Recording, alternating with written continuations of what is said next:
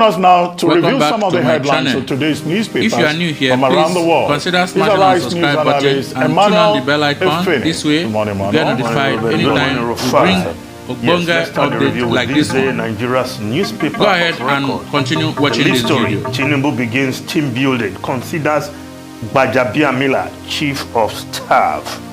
Wale Edun Bagudo also in high consideration for key roles. Soyinka advises President-elect to either restructure Nigeria or fail. Insists nation won't cease demanding change. Yes, team building. I remember teamship. Yes, Tinubu, Bola Ahmed Tinubu, the president-elect. Yes, putting together his team. Gbajabiamila, Femi Gbajabiamila, the Speaker of the House of Representatives, has been penciled down, according to this report, for the position of Chief of Staff. Yes, perhaps there are other names that have been in the mix, maybe for other reasons. Recall that the Minister of Works, Babatunde Fashola, served as Tinubu's Chief of Staff when he was governor. Perhaps with his experience at the presidential level, at the presidential level, at the executive level, at the federal level, perhaps he will have fit that bill. But the name didn't mention is Femi Gbajabiamila. Recall, may your loyalty never be tested. That famous statement from Fashola, perhaps that put in some distance. But it's somebody who also should have a role in the Tinubu administration, because not only has he been at the center for a long time, 8 years, almost 8 years now, he also played a key role in the election. Remember him sitting behind a computer like some boys. But of course, he played a key role in the Tinubu campaign. So if he's not one of those listed to be considered, I'm sure Fashola himself will be considered for other key roles. And of course, we have Wale Edun, former Commissioner of Finance in Lagos State under the Tinubu administration then, also penciled down. Atiku Bagudu, the governor of Kebbi State, also penciled down. In the days ahead, members, those who will make the Tinubu team will be known to Nigerians.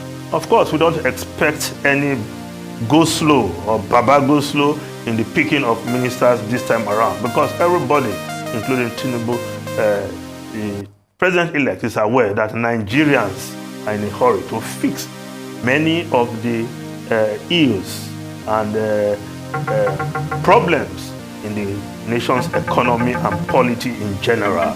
So, of course, the Nobel laureate, Professor Wole Soyinka, reminded the president-elect about restructuring, an item that has been permanent on the APC campaign in 2015, of course ahead of 2019, but nothing happened.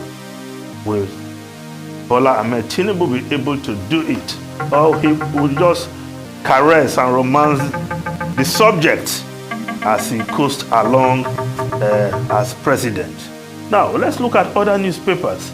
The Daily Sun newspaper, yes, governors, EFCC, CBN to meet over security votes.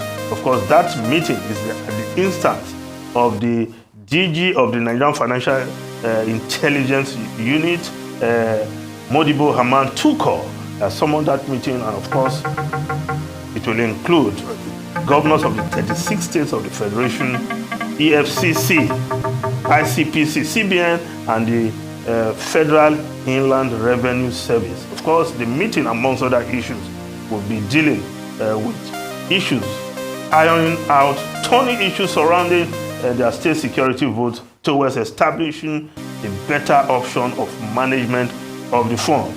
Of course, we know so much or know little about how security votes are spent in the various states. Now, the Punch newspaper, end of tenure, Buhari Oshibaju, 28 governors, ministers to begin asset declaration.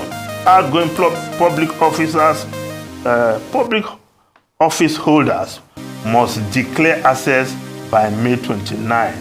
The Code of Conduct Bureau official and a Code of Conduct official is making that statement. President-elect Tinubu Shetima, 28 incoming governors get CCB fund this month. Yes, asset declaration, a very key aspect of public office. How well we do this will left to be seen. But of course, all incoming governors and other public officers will get the CCB form to declare their assets before they start their tenure in office, as it were. Now, the Guardian newspaper Obi leaked phone call which Oyedepo raises dust. Leaked audio on Obi Oyedepo deep fake, says Labour campaign. Okonkwo audio taken out of context. Obi spokesman blames NCC for leaked call. I have never campaigned for any politician, says Oyedepo. Nnamani, Obi introduced religious ethnic politics. Of course, this video that has been trending over the weekend something that has raised some dust, really. And other newspapers are also reporting this story. The Nigerian Tribune leaked phone talk between Obi Oyedepo causes furore. And while the Daily Trust reporting this story ripples over Obi's religious war phone conversation with Oyedepo. Now, the New Telegraph newspaper also reporting different story. Alleged non-recognition. E-voting innovator slams 77.5 billion naira suit on INEC. Federal government accuses commission of suppressing information on e-voting proposal. See how that pans out now. The Daily Independent newspaper, banking fears heightened as customers shun cash deposit. Of course, in the wake of the cash crunch that saw many Nigerians buying the naira, unable to access their funds in the bank, now that things are easing up, many are not very excited to go and deposit money in the bank. Well, you wouldn't blame them. The light of what Nigerians have gone through. The banks, and of course, the CBN, will have to earn the trust of Nigerians one more time. Now, the Business Day newspaper, losers trump gainers in Nigeria's naira redesign. Fintechs gain as CBN banks customers lose. Of course, the banks, like we saw in the earlier report from the Daily Independent, of course, they are also losing because many are not depositing money anymore for now. But the fintechs have become the new bride, as they stepped in big time when banks facilities were failing, and a number of these fintechs are smiling to the bank, as it were. Now, unintended. Yeah. Now, the Abuja Inquirer, FCTA sends back 217 beggars to Katsina, 10 other states. Officials say banditry fuels street begging in Abuja. Now, the foreign newspapers quickly. The Times of London. Child abuse gang fed by political correctness. Yes. Sunak announces task force to target grooming. Yes, the British Prime Minister will form a task force led by the National Crime Agency with data analysis used to help police to identify the types of criminals who carry out this sexual exploitation of children. Sunak will be making a statement today where he will say that political correctness has fueled the sexual exploitation of children, as he takes steps to stamp out this evil. Special officers will be sent to help the police, according to the Guardian report. Now, the Financial Times is reporting OPEC members in surprise oil output cut of more than 1 million barrels a day. Ruben and Rufai. I wanted to start with something else, which I think I saw in one of the papers. And that's the story about the musician, Portable, who resisted police arrest, who was accused of assaulting a policeman, and who, when we discussed the subject, don't know what's trending, was shown in a video saying, I'm a baboon, I belong to the zoo, it's a zoo. Well, over the weekend, the police finally arrested him. And the point that was made by Olumuyiwa Adejobi is that the police commissioner, by the police force PRO, is that musicians don't enjoy constitutional immunity and that nobody is bigger than the law. And we're told that Portable, Okikiola, that's his name, has now been arrested. And it's important for artists, for citizens, to know that this fact that you have a celebrity status does not confer any special advantage. Because in that video, he was saying, I'm a celebrity, I'm a government liability, and we laughed over it. But when we discuss, the US indicting Donald Trump, okay, former president, we say, that it applies just all the way down the line. The second major issue which we have also discussed, which we also brought up, is the case of the leaked telephone conversation between the presidential candidate of the Labour Party and, the father in the Lord of the Winners Chapel, Bishop David Oyedepo. One of the things that will remain to be done will be, since the Labour Party, some spokespersons for the Labour Party insist that they know the persons who leaked the audio, right? The thing to do, if they know those persons, is in fact to commence legal action against them. Because it is your right to privacy of memos, of correspondence, of your house, of telephone conversation, is a fundamental right, guaranteed not just in the Constitution. Other laws, subsidiary laws, even the Child Rights Act, even Section 14 of the Freedom of Information Act of 2015, even consumer protection legislation, and even the guidelines on data protection and privacy in Nigeria, protect you from your conversation from being leaked. The only circumstance in which your conversation can be, made available, it will be under a legal proceeding, and there will be a proper application. But for somebody to just take your telephone conversation and be distributing it all over the place, whether it is doctored or not, once the intent is to embarrass you and expose you to ridicule in the eyes of right-thinking members of society, then of course you can act. And I think that Mr. Peter Obi should not shy away from taking action against those persons who may have leaked the conversation if he knows them. Because one of his spokespersons has said, oh, maybe there's a conspiracy of the Nigerian Communications Commission in this regard. So that's why the matter should be investigated. Because if telephone conversations are routinely leaked, you will blow up the country. There are some conversations you have on phone. It may not be something political or religious. There are certain conversations that able-bodied men have on phone that could cause crisis. No, that's why everybody should be careful. Ruben, you are very interested in this protection of this right. It sounds funny, but that's how it goes. That's how much of a threat it could become to society. Yeah. I mean, very well said, Dr. Abati.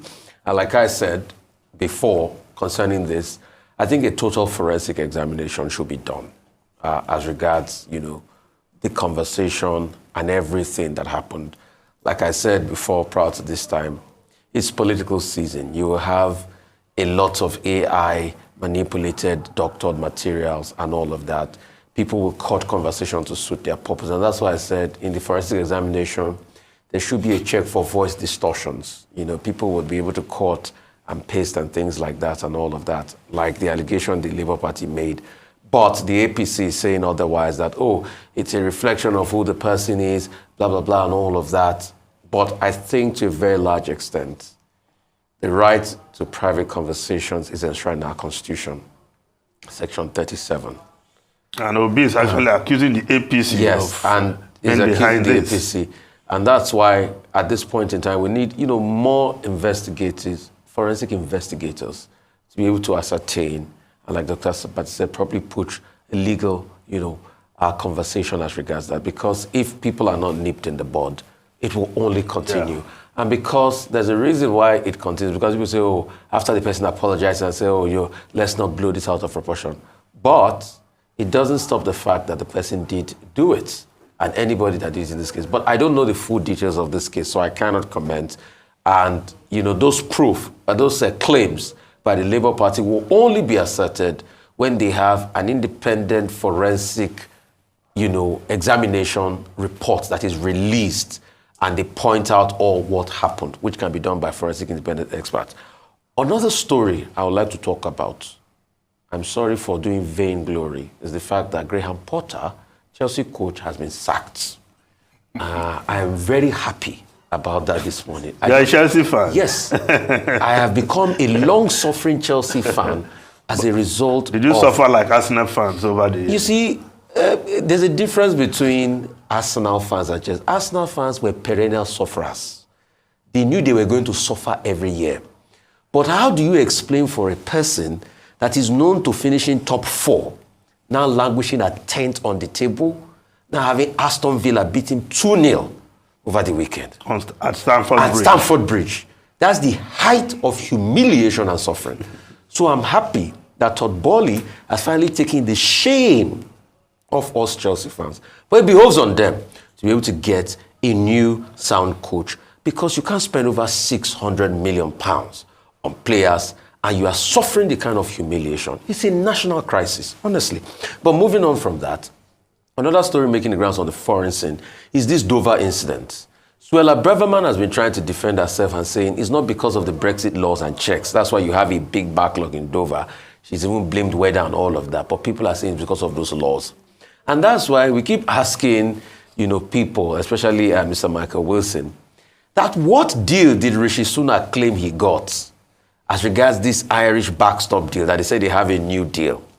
Because all of it is just putting regulations in place to be able to create a buffer to the ill-thought-out, ill-planned, ill-executed Brexit that started many years ago after the politicians misled people to vote and they triggered Article 50. And the UK is reeling from it now. You want to compare their economy now with when they were in EU? Only time will tell. So I think across board, on other fronts, the politicians have to come out and be accountable. Suella Braverman has been in the eye of the storm a lot, but she needs to be accountable as regards what is happening in Dover, because the backlog are intense. Well, the official explanation by Suella Braverman and government is that this has nothing to do with Brexit. So there's a controversy whether it's Brexit or not. And benefits Braverman. That's how one paper described her. What she is insisting upon is that this is as a result of the Easter holiday rush. But Easter holiday rush, you have about 15,000, persons waiting on the queue for hours on end. But, two sides to that story. Yeah, maybe it's too early to talk about the gains and or the lack of it of Brexit. No, it's not too early. Because they promised... The gains may just be there down the road. No, they promised that in recent time, after Brexit, they were going to have what they call Singapore on Thames. Oh, the economy was going to be open like Singapore. Well, there were possibilities and all of that. But all the people that said that, they've been interviewed recently, and we all see what they say. They said they didn't know it was going to be this hard. Anyway, it's danger of a single story.